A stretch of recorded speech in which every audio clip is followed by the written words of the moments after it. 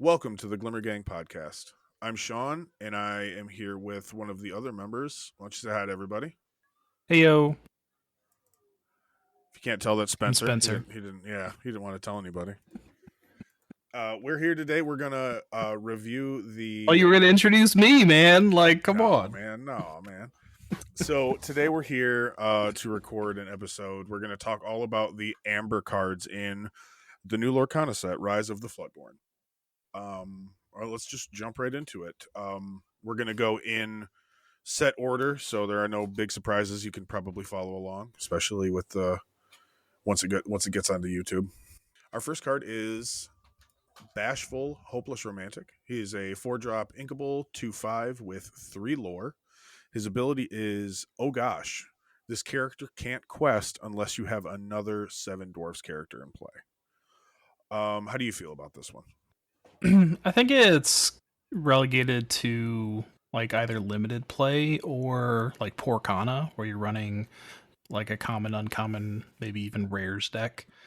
I mean, I could be wrong. Maybe the dwarves turn out to be an amazing deck, but I think they're better suited towards lower power gameplay.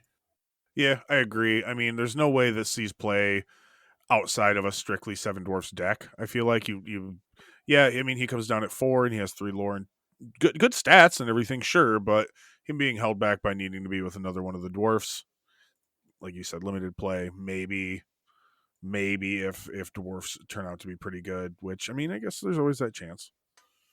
All right. Why don't you do number 2? We'll go back and forth. Yeah. Our next card is Christopher Robin Adventurer, who is a 6-cost inkable 2/6 with 2 lore, and the ability will always be together. Whenever you ready this character, if you have 2 or more other characters in play, gain 2 lore. I think this is I think it's a pretty decent card, right? I mean, it feels very akin to Surfer Stitch. Yeah, it's just it's more of a delayed, Surfer Stitch, because you're not going to be able to see anything out of him until the turn after you play him. Right. And that's assuming you have some way to ready him. So it might not even be until 2 turns later that you actually start seeing a benefit from this ability, which is Sure. kind of why like I think it's a little bit too slow. Outside of like specific like Amber Ruby ready situations. Yeah. Yeah, I can absolutely see that. Yep, just more Amber caring about having multiple other characters in play, It's their shtick. Yeah, they're all friends. Yeah, I know, right? Our friendship. Our next card is Cinderella Ballroom Sensation. She is a 1-drop inkable 1/2 with Singer 3. I definitely think this sees play. Like being able to sing those, what are the two specifically? There's like 2 3-cost songs. There isn't it Part of Your World. And I don't remember the other one. I mean, there's a bunch now. I mean, you've got Part of Your That's World, true. you've got Be Our Guest, which you can play on turn 2 That's what I was now. saying. You can play Specifically that one. One Jump Yeah. Ahead on turn 2 now, which is phenomenal. I think she's Bibbity great Bobbity personally. I think she Boo, just the adds bounce more power card. to any deck that really Yeah. wants to sing songs, along with the likes of Ariel. And From the set awesome 1. thing is like, there's so many of these high value, like 3-cost, and sometimes lower cards, is that even if you're not playing this on turn 1, she's still phenomenal late game because you can drop down a 1-cost character, and then instead of singing with your 3 costs, you're singing with this little janky 1 cost you don't care about, and so it gives you a lot Exactly. more tempo in that regards. Yeah, I completely agree. I think she's 100% going to be a staple. Yeah. Oh yeah. Easily. All right, Cobra Bubbles, 7-cost inkable, 5/9 with 2 lore. He is King Triton, but in Amber. Yep. Exactly. Next card. Yep. I was gonna say Triton didn't see play. I don't see Cobra Bubbles getting much play either. All right. So Just sad because he's dope. But Yeah, I mean, he is great. I wish, hopefully, we'll see another version of him that does a little bit more than this. That's what I'm hoping, at least, because he is a really, really good character. I don't know, just it hurts to just see him a big vanilla. There'll be more sets.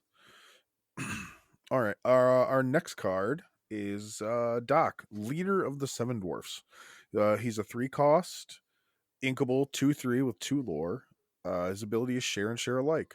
Whenever this character quests, you pay 1 ink less for the next character you play this turn.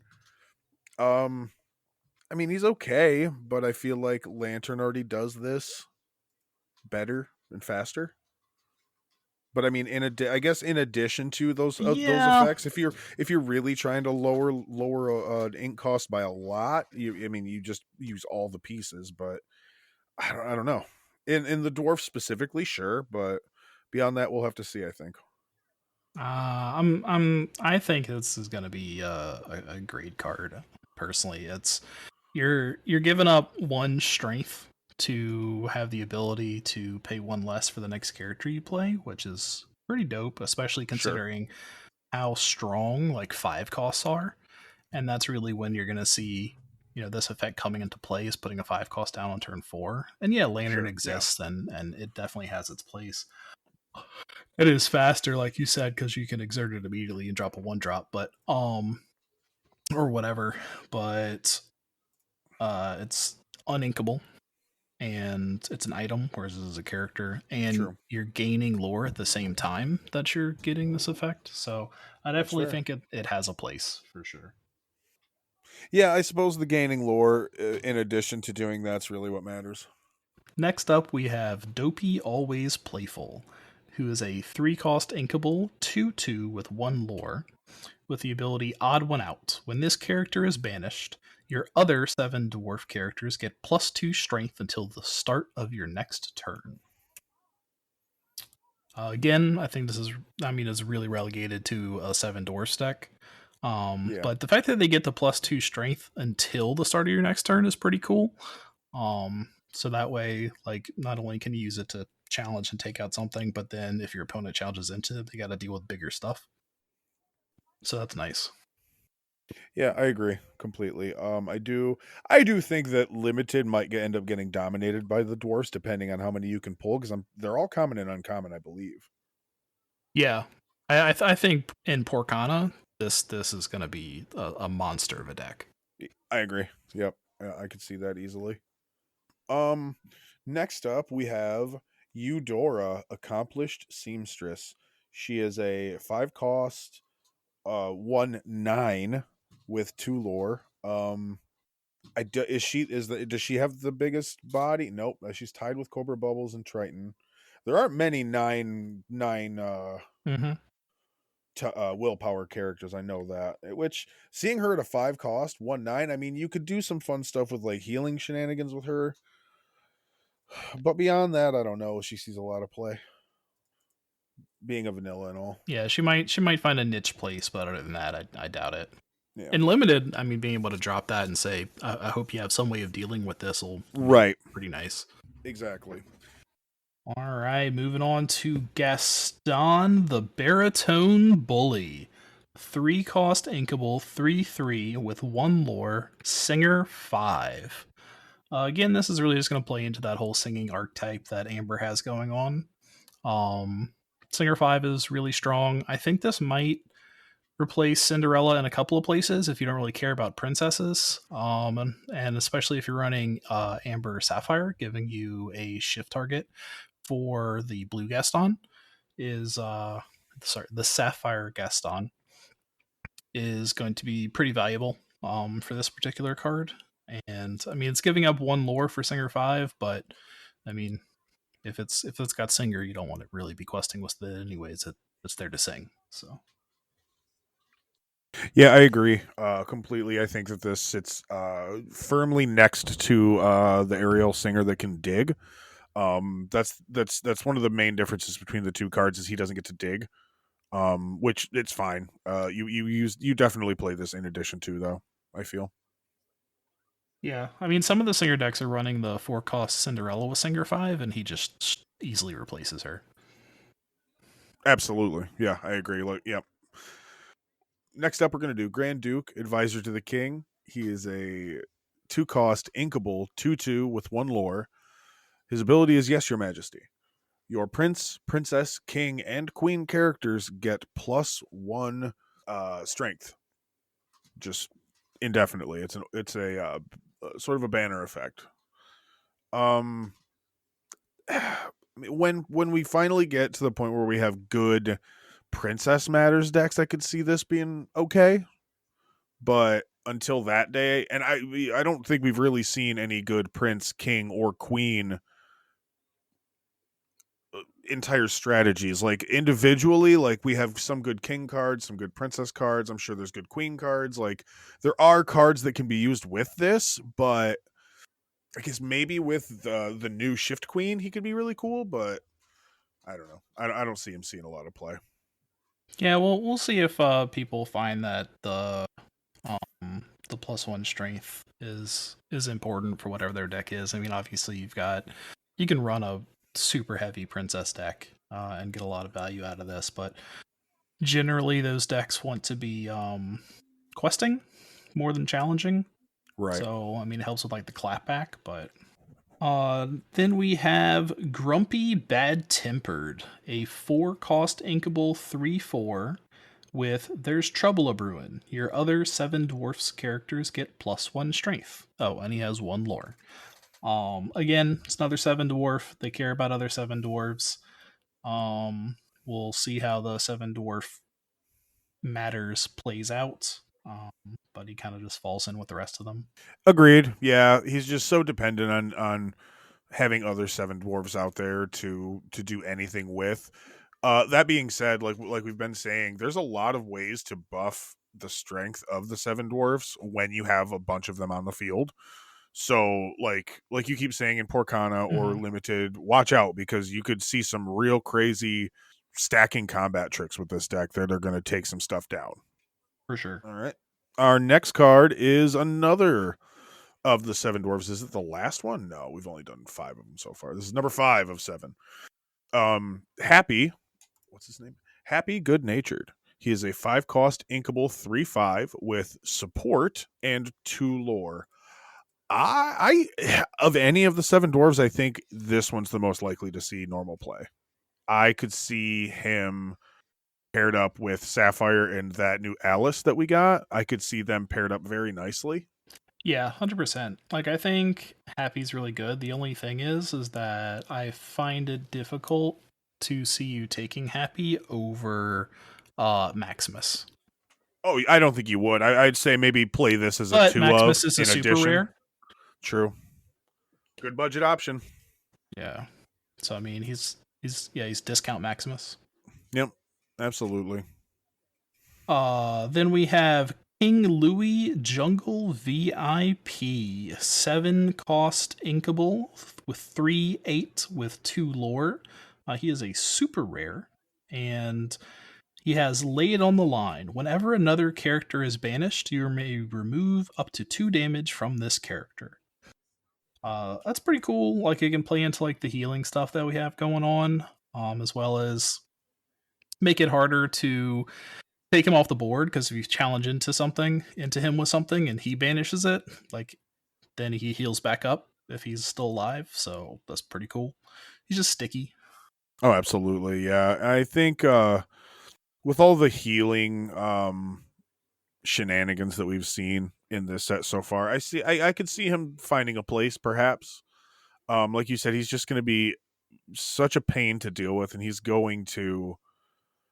I especially love it that it's just another character. It's not one of your characters, not one of your opponent's characters. It's just when another character is banished. So he could maybe find a place in like a damage matters challenging deck and do super well.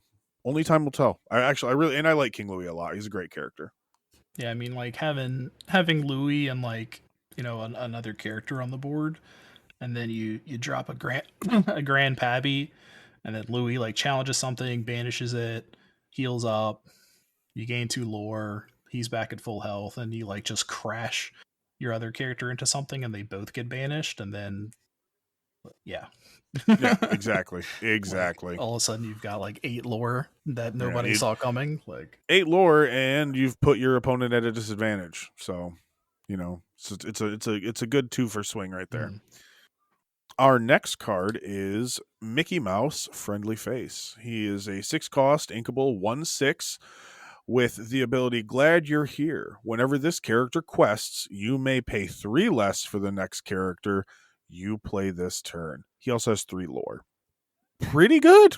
I don't hate Mickey Mouse. I don't hate this card at all. I actually quite like this card, and I think it could definitely see some play because I mean, Amber's got a plethora of great 3 cost and lower characters. So Yeah, this is gonna be a phenomenal card. I mean, you drop it, especially if you can drop it early, like with lanterns or zero to hero or the whichever dwarf lowers costs, and yeah, oh then yeah, absolutely. like just gets super value out of it, like 3 lore and 3 ink less for the next thing you play. Like it's gross. It's one Yeah, of those that's cards where when you drop it, your opponent either has an answer for it or they're just going to be like, oh god. yep. Because that 6 body is not easy to deal with at all. It's really, really not. He may only have 1 strength, but that six willpower is just gonna be murder for you to try to get through. Especially if you, like you said, if you can drop it early when you just don't have that many outs. For sure. Next up, we have, I think, our first legendary we've covered, which is Mufasa Betrayed Leader, 5 cost inkable, 3/3 with 2 lore. With the ability The Sun Will Set. When this character is banished, you may reveal the top card of your deck. If it's a character card, you may play that character for free, and they interplay exerted. Otherwise, put it on the top of your deck. Dope. Yeah, Anytime yeah, you can yeah, cheat stuff out for free is great. yeah. I want to find some sort of drawback with this guy, but I mean, especially if you're running, He's I think expensive for a it's small body. sure. I mean, okay, but you want that small body theoretically because you're not really playing him for him. You're playing him for like the 2 lore that he's going to get you, and then you're hoping he gets banished. You know what I mean? So my idea for this would probably be I think it isn't it Amethyst that allows you to uh scry in this game. I know it's not called scry. I apologize for that one. We don't have like a Yes. good we don't have like a Yes. good technical term for it yet. So Cauldron and Isma and stuff like that. exactly. So I think if you could find a pairing with those 2 colors, and I think you'd be off to the races because you could really kind of just stack the deck and you play. Yeah, sure, you play him, but then you play a Yzma off the top of your deck for free. That'd be pretty nice. Like shift Yzma, I Mhm. mean. This is another one of those like the best emerald card is actually an amber card situations because Right. it's another one of those you really don't want to banish this, which is very emerald. Just like You Have Forgotten Me is the best discard card, even though it was. Um It even though is it's an really amber, funny not that emerald, that is which a is really funny. good point that you bring up. It's really funny that that's how the bleed over between those 2 colors has like that. It's funny that that's where those 2 colors bled over into each other, like because that happens in most games. Like you'll get a little bit of like Mhm. it's this color but it has a little bit of this too. So I think it's pretty cool that they and like you said, up until very recently the majority of the better examples of emerald were in amber, and it's actually kind of funny. Yeah. All right. Let's move on to our next card. We have Mulan, Free Spirit. She is a 3 cost inkable, 2/3, with support, and she has 2 lore. I mean, she's not the best support character that we have, I don't think, but I mean, I still think in a dedicated support build, especially, she sees play. Yeah. I mean, I'd take her over Phil. Yeah, that's true. Good call. And Good Phil's call. 2 cost. Never mind. I'm crazy. Oh, is he? Oh, okay. I thought he was 3 as well. That's okay. Hey, say, we even make Yeah. mistakes, you know. But yeah, I Yeah. think she sees play. Yeah, for sure. But I think she's okay. Yeah. And now for the the other Mulan. Right. Mulan Reflecting, 4 cost inkable, 3/3 with 2 lore, with shift 2, which is kind of like awkward because It I don't really think we is. have a super cheap Mulan. Not Uh, yet. and then we have the ability Honor to the Ancestors. Whenever this character quests, you may reveal the top card of your deck. If it's a song card, you may play it for free. Otherwise, put it on the top of your deck. So again, more cheating out free cards, and this time it's for doing something you wanted to do already, which was Yep. quest. So you're Yep. getting 2 lore and the potential to play a card for free. Now you can go about stacking your deck a bunch if you want to go down the Amber Amethyst route that we were talking about earlier, or you can just roll the dice and hey, you got 2 lore and you might get something for free. Cool. Yeah. And you also have to think about, regardless, even if it gets put back on the top of your deck, that's info you didn't have before. Yeah. Info about cards that you're coming Also, for into. your opponent's now going to have, but That's true. That's true. Oh, you do have to reveal it, don't you? Yeah, I guess that's a fair point. That's a fair point. yeah, But yeah, I think she obviously sees play. Like, this is, like you said, any card that allows me to cheat another card into play, especially for doing something I want it to do, easily going to get included in a deck. And I would argue that she doesn't even, like, once she gets a good shift target, sure, it's going to be even better. But I don't think she even needs it right now. I think at 4 cost, it still feels good. and then she's one of these cards where as we get, just like a lot of others, as we get more valuable songs and the song matters stuff develops, then she'll just get even better. So Exactly. All right. Moving on. Our next card is Nana, Darling Family Pet. She is a 2 cost, inkable 1/3 with 1 lore, and her ability is Nursemaid. Whenever you play a Floodborn character, you may remove all damage from chosen character. I really like her, especially within Amber. I think that she's one of the better Floodborn Matters cards that we've seen, because I think every color got one, right? yes, Yeah, I think. and she's awesome because almost all of them are uninkable, Yep. but she is inkable. Yep. Yeah, this is great. This is gonna be. It's gonna feel good to play this a 2-drop 1/3 1 lore with that ability, especially if you're shifting on turn like 3 or 4 with a lot of these new low cost shift cards. I think it knocks it out of the park. But yeah, especially with like you said, these low cost shifts. Like if you're talking late game, like you can drop her and then challenge with something, and then it takes a bunch of damage, and then you shift, and you're just like, ha ha. Yep, exactly. Like, Exactly. for 4, right? Like it's crazy. All right. Next up, we have Piglet, Very Small Animal, 3 cost, inkable 2/4 with 2 lore. So he's a normal vanilla, but instead of 3/3, he's 2/4, which that stat profile could be useful, and yeah, people might like that. I don't know. Yeah, I think he sees a little bit of play. Uh, Maybe not a ton in constructed, but like that 2/4 stat line, like you said, it might matter. The 2/4 stat line with 2 lore might be enough to have it just be a good little early game lore generator.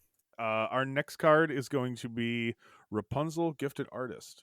She is a 5 cost inkable 0/6 shift 3 with 2 lore. Her ability is Let Your Power Shine. Whenever you remove 1 or more damage from one of your characters, you may draw a card. Phenomenal card. I think she is definitely going to be one of the standout uncommons of the set, if not just one of the standout cards of the set. I'm interested to see how she actually plays out and how this whole healing matters things shakes out just in general.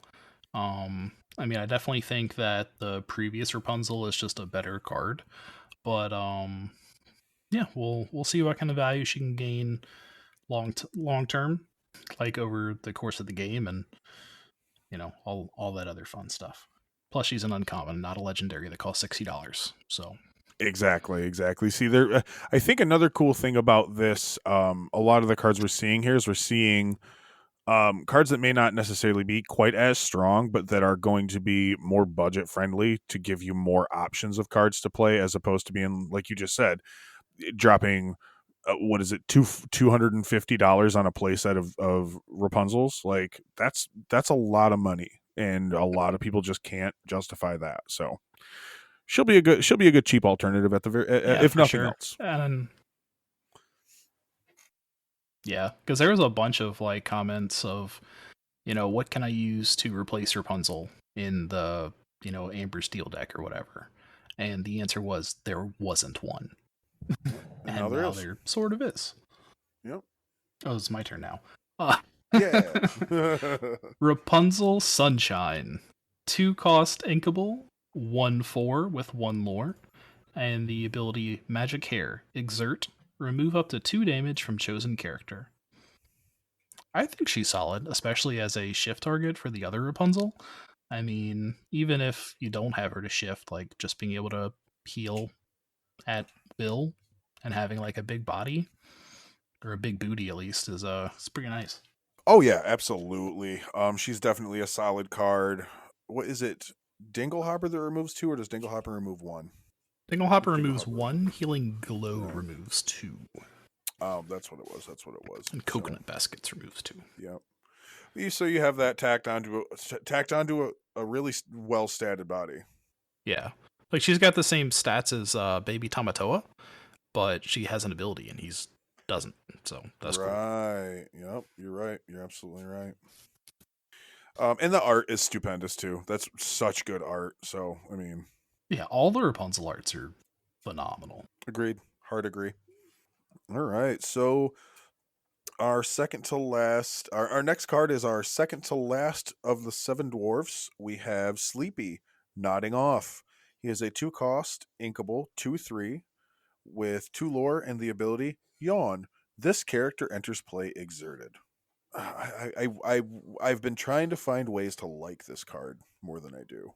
Like I guess you could, Yeah, you I mean, might be he able to gets 1 quest extra once. lore over a normal vanilla Yeah, or entering play exerted, which is kind of a hard sell. yeah, that's He's definitely a kind of hard sell. okay. Well, here's one thing: if you're planning on pairing him with Rockstar Stitch, where they're going to be entering play exerted anyways, You kind of don't then that's care. kind of fire. Yeah, true. Yeah. I also think right now, though, especially now, we've gotten a lot more 1 and 2 drops that you're gonna feel a lot better about playing in that deck anyway. But we'll see. Probably. Next up, we have what is this? Our last seven dwarf, Sneezy. Yep. We have Sneezy, very allergic. Also a 2 cost, inkable. 1/4 with 1 lore, and the ability Achoo. Whenever you play this character or another seven dwarfs character, you may give chosen character -1 strength this turn. I'm a big fan of reducing strength, so I like this card. But once again, it's another seven dwarfs kind of situation. Yeah, I don't know how he. playable he is by himself, but like, the ability's basically free. Once again, he's got a 2 cost 1/4 body with 1 lore, which Right. is your vanilla stats, and then he's got an ability on top. So You're right. I mean, like you said, you got to see how impactful he can be on his own without the other seven dwarves backing him up. But I too enjoy the negative strength game. Free trades are always fun. So yeah, I'm really hoping we get basically the equivalent of support, but reducing strength, because that would be right, absolutely ridiculous and dope, and I want it. call it distract or something. That would be nice. All right. We'll move Yeah. on to the next one. Our next card is Snow White, Lost in the Forest. She is a 2 cost, inkable, 2/3, with 1 lore and the ability I Won't Hurt You. When you play this character, you may remove up to 2 damage from chosen character. I mean, I think that because Grandpappy looks so awesome on paper, that's making me feel like a lot of these remove damage cards are going to be better than they're actually going to be. Because like I want her to be two cost 2/3 with 1 lore. That's not bad stat line at all. And the ability's not bad either, but I don't Yeah, it's know if vanilla. she's as good as I feel. You know? Yeah, like I think once again she has an ability for free, so she can't be that terrible. Sure. Um, and it's a solid ability. I mean, she's way better than Timon, way better. That's And true. I'll give you that. it'll be interesting to see like how the healing matters, play style pans out. I'm skeptical. I think it's because there's just so many ways to play around it. We saw people learning how to play around that, with Rapunzel from set one. Um, but we'll see. Yep, absolutely. Then we have another Snow White. This one, the Unexpected House Guest, who's 2 cost uninkable. I haven't had a lot of uninkable so far. 1/2 with 1 lore with the ability How do you do? You pay 1 ink less to play 7 dwarfs characters. Again, 7 dwarves matter. We'll see. Yeah, I really think until we get more versions of the Seven Dwarfs, this isn't as good as it's going to get, because it could get really really good. And if we get Seven Dwarves in a second color, this deck could get blown wide open, really. So we'll only know in the next few sets, really.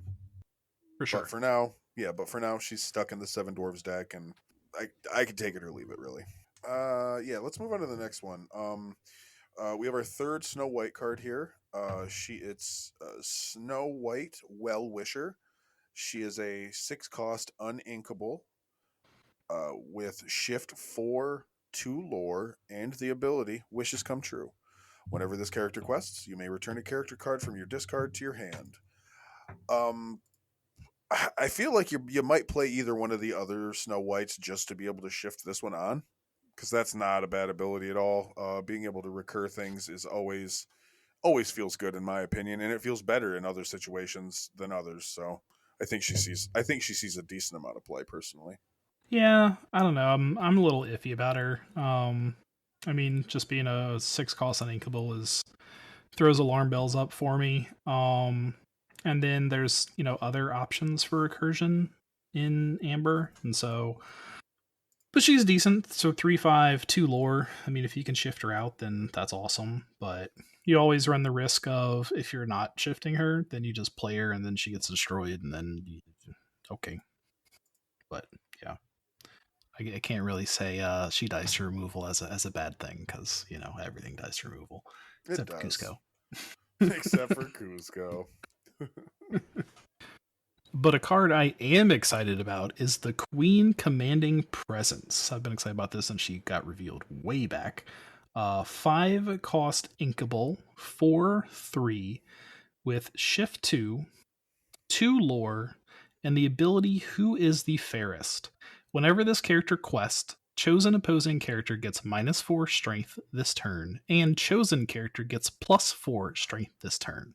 So I just talked about how much I really want to see a reverse support, and that's exactly what this is, but it's also got support on top of it.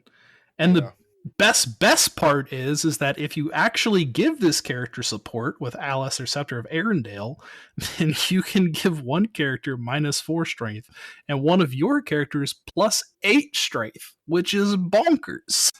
it's So pretty nuts. yeah, I'm super excited about this. Just the level of value that she's gonna give you in trades is crazy. Just getting her I think ability it's off once can make or break a game probably. easily, and I think it's pretty insane that she's Shift 2. Like that is crazy to me that you can get her down turn 2 and just start eating your opponent's board alive. True. I mean, if you put her down that early, she's just gonna get murked by like a Rafiki or something. But if you know your opponent's not running any rush, or if you're not against steel that's got direct damage, then yeah, you can get a lot of value out of her. And Yeah. like you said earlier with one of the lower cost cards we talked about, you love this coming down no matter when it comes down. It does work and it feels good no matter when it comes down. Yeah. All right, our next card is the Queen Regal Monarch. Am I reading that correctly? Yep. The Queen Regal Monarch. She is a 1 cost inkable 2/2 with 1 lore. She's a vanilla. She's very clearly the shift target for the Queen we just talked about. And I'm glad we got the 1-drop Queen that we were all hoping for. So Yeah. The fact that she's got a 1-drop target to shift onto is just insane. All right, next up we have our first action, Hold Still. It is a 2-cost inkable, Remove up to 4 damage from chosen character. It's double healing glow. Yep. So cool, I guess. Yeah. I don't really know. It'll see a lot. I think it'll see a decent amount of play in limited. I Oh, mean, just 100%. keeping your stuff, yeah, keeping your big stuff alive in limited is it's a win con in and of itself, really. So, um, beyond that, I don't know. Like we keep saying, we keep speculating on that Healing Matters deck, and if it turns out to be as good as it can be, then yeah, as good as we hope it's going to be, then yeah, this card could see play because healing 4 for 2 doesn't feel bad if that's like furthering your game plan. All right, we'll move on to Last Stand. It is a 2-cost uninkable action that says banish chosen character who was challenged this turn. I think that this is the kind of removal we're going to see in Amber, and I'm all here for it. I don't think it's going to be hard to do. There's going to be very few things that you can't challenge into and then drop this. So I think it's good. Yeah, I mean this is really good for dealing with stuff that has like, especially with Amber where you've got a lot of low strength and then big willpowers. It's Exactly. nice, but really when it comes down to like a removal card, what you want to be able to do is deal with stuff that you can't challenge, and this card doesn't have that ability, so if something's readied, there's really not anything you can do about it. And that's kind of where I see the limitation coming in. But we'll see how it actually plays on the field because True that. so then we have Painting the Roses Red. 2-cost, inkable, action song. Up to 2 chosen characters get -1 strength this turn. Draw a card. So the 2 chosen characters getting -1 strength, kind of meh. But then the fact that you get that on top of drawing a card and you can sing it for free, uh, kind of makes it pretty valuable to me, especially since it's inkable. So I think it'll see play. Yeah, yeah. This card being inkable and a song is really what matters here. I feel like, especially in Amber, early ways to draw are definitely going to be nice because I think the majority of the draw that you have in Amber is post turn 4, something like that. So I think it feels good. Amber likes singing anyway, so I mean, you could easily sing this turn 2 with that Cinderella. So Mhm. yeah, I think it's great. Our next card is World's Greatest Criminal Mind. It's a 3-cost inkable song that says banish chosen character with 5 strength or more. I mean, you can use support on your opponent's stuff, right? Like that's a thing you can do, isn't it? Yep. So yeah, you can Mm-hmm. you in the right shell, this could essentially get rid of anything you want, no matter what the strength is. Because if you can buff your opponent's guy up to 5, bye bye, see you, and it's singable. Come on, Yeah. It's phenomenal. Um, Especially like it gives you a really good answer for like those Mauis that have been sitting around you don't have any answer for, and yep, stuff like that. Yeah, or now Amber's got an answer for BLTs and all kinds of stuff. So, and it's a song.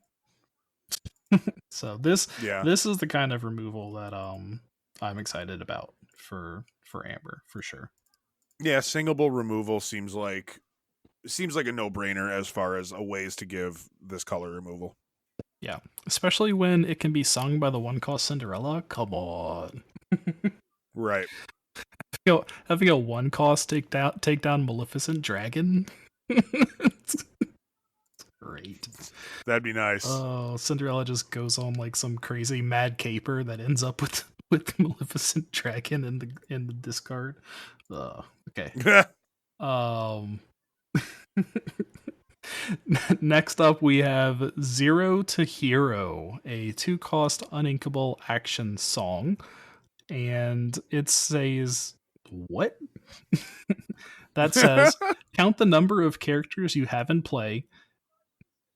Count the number of characters that you have in play. You pay that amount of ink less for the next character you play this turn.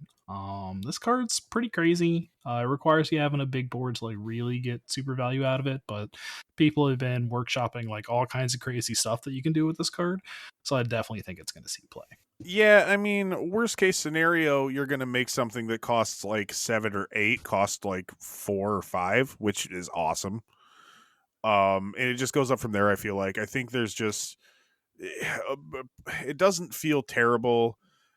I mean, especially if you're trying to get like a 3 or 4 drop onto the field, that's a really key piece, and if you have 2 characters on the board, boom, there you go. I think that its true potential remains to be seen, but like you said, people are workshopping it, so it's only a matter of time. Yeah. I mean, it just gets fun when you start combining like all the different amber like cost removals. Like if you quest with that one dwarf and then Mickey reducing it by 4, and then you do 0 to hero singing with something else, and then that's another -3, and then you're just like, haha, I'm playing Elsa for free. Right. Like, There you go. There you go. He cracked it. You heard it here first. silly. I guess in that case it would be Rockstar Stitch. Or not Rockstar Stitch, Surfer Stitch, because that was 7. But yeah. It can be whatever you want it to be. All right. We are nearing the end here. This is our second to last card. It's our first item. Dragon Gem. It's a 3 cost uninkable item with the ability Bring Back to Life. You exert and pay 3 ink to return a character card with support from your discard to your hand. I love recursion. I already said that once in this episode, but I really enjoy recursion. The fact that it is support specific recursion makes this a bit weaker than, say, the other ways we have to recur already. But I have a feeling that maybe not this set, but a set soon, we'll see the true value of like a real support build, and this card will probably see a lot of action in that, or it could be sooner too. Yeah, I think we're gonna have support matters be a thing here in the future, and it might see play at that point. But right now, I doubt it. Agreed. And then finally, rounding off Amber, we have Sleepy's Flute, a 2-cost uninkable item with the ability A Silly Song. Exert. If you played a song this turn, gain 1 lore. Pretty solid considering how much like Amber wants to be singing songs, and we just see more and more songs matters things pop up, and it's cheap, gains you extra lore, which is nice. I mean, it's not quite as good as like the Sorcerer's Spellbook, but hey, whatever. You get free lore for doing free stuff that lets you do other stuff, which is kind of cool. Yeah, I mean, this card's kind of just net value. It's just like you said, in Amber, you're more than likely, especially right now, the way that the field looks, you're more than likely gonna be singing anyway. Why not sing and get lore for it? Just value on value. I love this card personally, and I think that it only gets better as time goes on. For sure. All right, brother. I think that's it, man. Those are all the cards from Amber for Lorcana's second set, Rise of the Floodborn. Any final thoughts about this color? I'm a big Amber fan, so I'm excited for it. Not quite as excited as some of the other super fun stuff that looks like it's coming down the pipeline in some other colors. But I'll definitely still be rocking Amber this in at least one of my decks. Yeah, I just have to decide what deck I think that I want to play, because I think that there's some really fun Amber stuff, like the Queen obviously is going to be super duper fun to put into a deck and play around with in different shells. Mufasa, Mickey Mouse. I think those are some of the cards that really stand out in this color, especially this set, and I can't wait to see them all in action. Yeah, I definitely think like we're also going to be able to see more options, like Amber Ruby. I think is really that deck's really going to get fleshed out. This set even stronger than it was already. And then I like my Amber Sapphire, and people are still going to be rocking Amber Steel till forever. So Till the wheels fall off, man. Absolutely. All right, man. This was a blast. Thank you all for listening to another episode of the Glimmer Gang podcast. And remember, Glimmer on.